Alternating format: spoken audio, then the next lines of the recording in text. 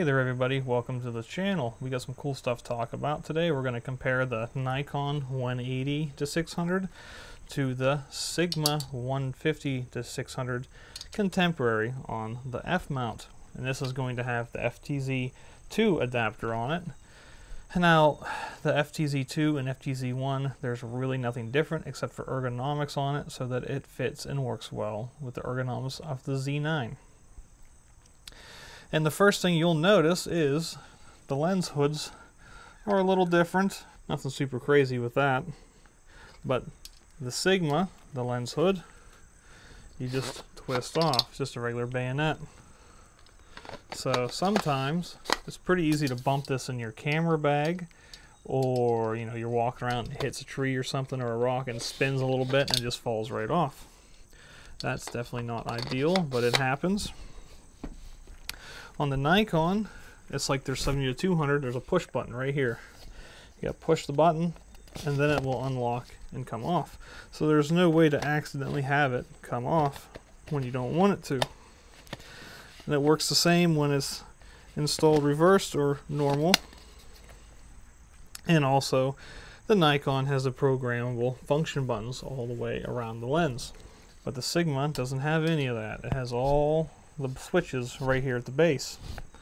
And one of the cool things that I noticed about using the new Nikon lens is they are recessed basically by your grip. So if you're walking along, you're not going to accidentally bump the switches with your hip or anything else, and you go pick the camera up, take some pictures, and suddenly now your lens is on manual focus instead of autofocus for some reason.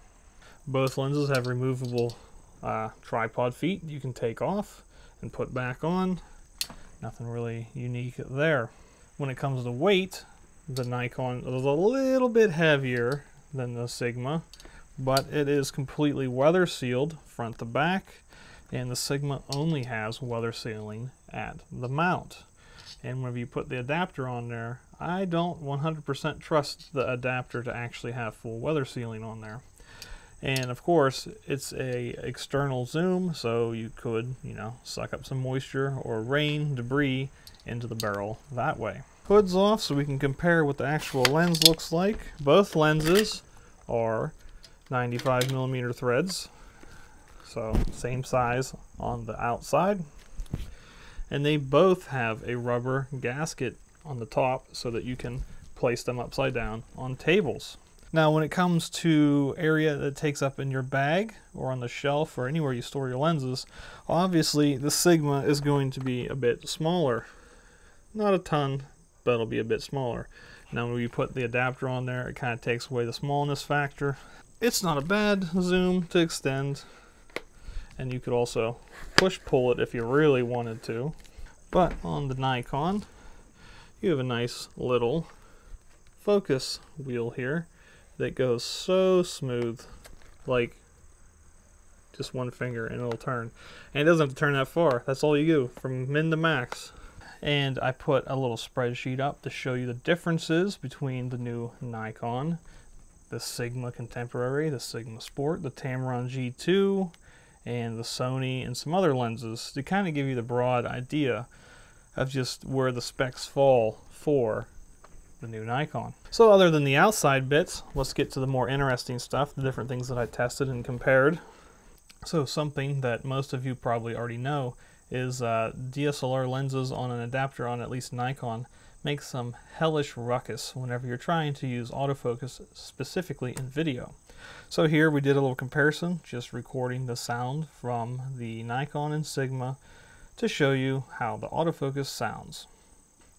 None of the audio was adjusted, there's no EQ added, no volume added or subtracted, that's just straight from the shotgun mic on top of the Z9.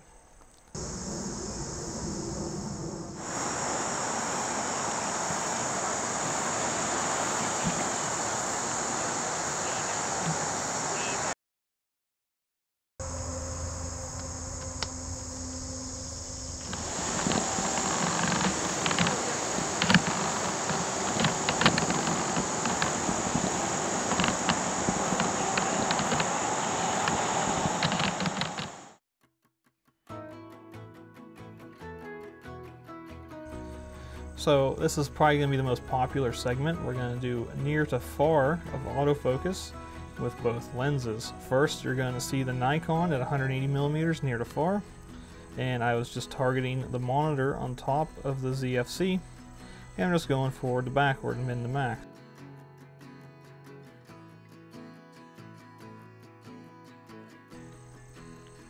And then also on the Nikon at 600 millimeters near to far, it's not quite as good, so I had to use wide area large to kind of help it out. And sometimes I did have to bump the manual focus wheel.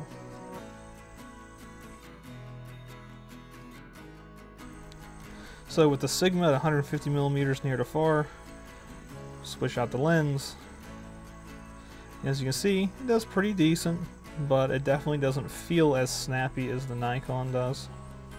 And at 600 millimeters near to far, it does autofocus by itself from near to far without touching the manual focus wheel. So that's nice. So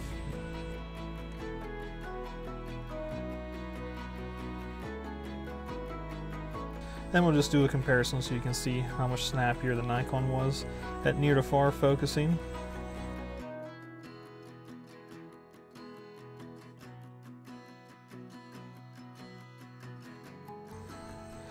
And then this is also the same near to far focusing, but at 600 millimeters.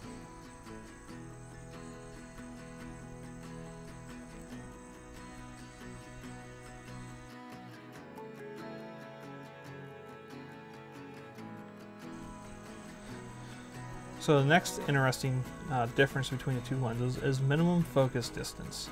And we're going to show a picture of a flower taken from minimum focus distance for both lenses. Obviously, minimum focus distance is going to be a little bit further away on the Nikon whenever you're at 600 millimeters, but when you're at 180, it's like 0.25 reproduction ratio, so that's like super cool. It can kind of fall in for being a temporary macro lens if that's what you need to use it for. And the minimum focus distance for the Nikon is 4.27 feet, which is pretty crazy, but it's 180 millimeters. But as you can see, you can fill the frame rather well with this 2 to 3 inch wide flower. Now when you use the Sigma and you put that on there and you try it out,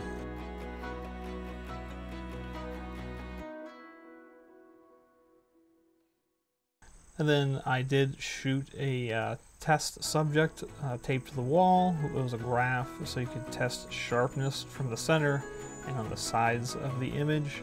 And we'll just let this play through because personally this is not my favorite thing to look at. But after looking through this and comparing at f6.3 and then at f9, the Nikon was certainly sharper on the outside of the lens, and in the center it had a little bit better, more contrast to it, but it wasn't anything hugely different.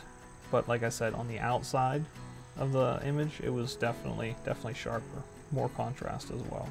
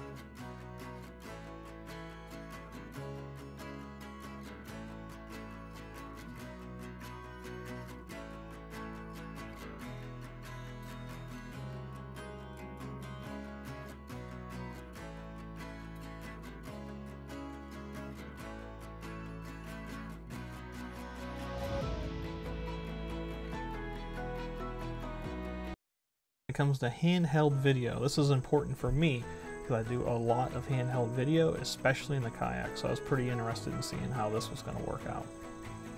So as you can see, we're holding the Nikon here, doing a little handheld video, and this is the image I got out of it. Not too bad, it was nice and sharp. This is just standard VR, this isn't sport VR. Then we'll switch over to the Sigma, and then we'll zoom out to 600 to match what I did with the Nikon. And it's definitely a little more shaky, a little more bumpy. And then whenever it comes to internal versus external zoom, this is where it really matters, is when you put your camera on a tripod.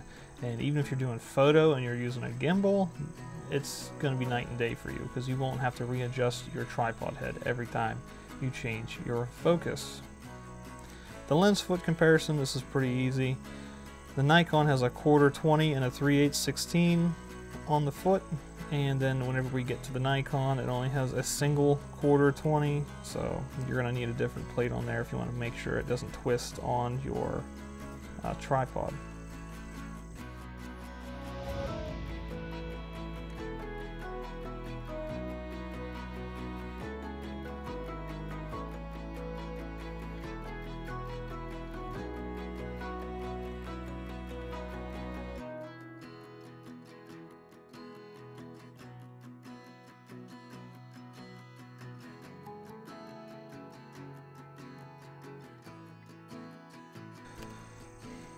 So initially here we got our high-end tape measure, it's been calibrated, we're good to go. As we can see, the Nikon and Sigma are about 2 inches different with the hood reversed.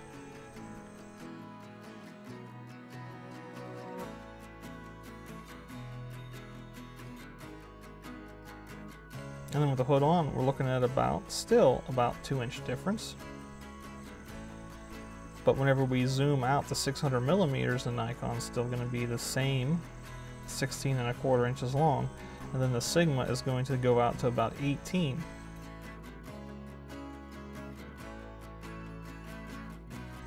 Then whenever it comes to fitting in the Think Tank 36 liter backlight bag, they both fit just as expected, nice and snug. But just to show you how much more room the lengthwise of the Nikon will take up. So whenever it comes down to the final thoughts here, this is kind of a no-brainer in my opinion, looking at all the different aspects of both lenses, that there's no reason why someone should not upgrade to the Nikon 180-600, especially if you are using a Sigma 150-600 contemporary.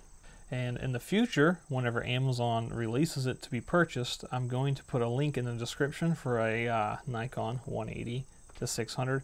So if you want to support the channel and you've enjoyed the video, please use my link down below. It gives me a little bit of a percentage kickback, and all that income goes directly back into the channel, which is why I'm able to record on a Nikon ZFC now for a second camera, not having to use the Z9, and I don't have to use a GoPro or a cell phone anymore.